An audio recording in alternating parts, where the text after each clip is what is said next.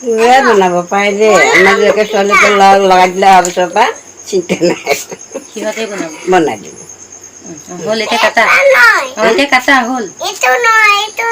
এইটো নহয় হ'ল বাৰীটো থোৱা এতিয়া কাটা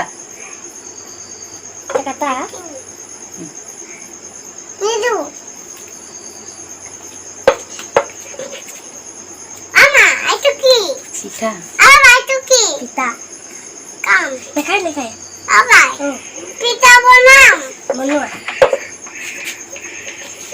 ভাত দুটা পাই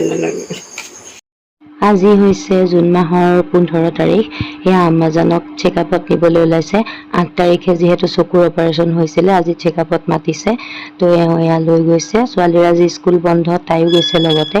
তাৰপিছত আম্মাজানহঁত এয়া গ'ল নগাঁৱত চেকআপ আছে তো তালৈ ওলাই গ'ল তাৰপিছতে বৰষুণ খুব তেনেকৈ গৈছে